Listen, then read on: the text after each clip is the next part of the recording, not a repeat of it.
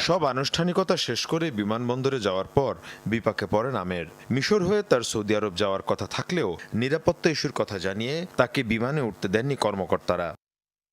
এক পর্যায়ে আমেরকে ছাড়াই টেক অফ করে বিমানটি। যদিও আল্লাহর উপর বিশ্বাস আর কাবাঘর তাওয়াফ করার ইচ্ছা তখনও হারাননি আমের। কর্মকর্তাদের জানান, হজের নিয়ত তিনি করেছেন, তাই অবশ্যই মক্কায় যাবেন।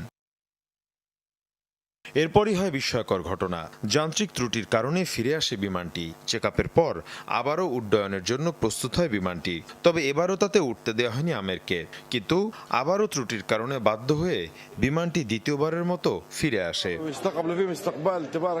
এ সময় পাইলট নিজেই ঘোষণা দেন, আমেরকে বিমানে না নিয়ে সৌদি আরবের উদ্দেশ্যে যাত্রা করবেন না তিনি। এরপরই লিবিয়ার যুবক আমেরকে নেওয়া হয় বিমানে। হজের জন্য যাত্রা করেন আমের। অলৌকিক এই ঘটনাটি মঙ্গলবার জানিয়েছে হারামাইন শরীফ কর্তৃপক্ষ।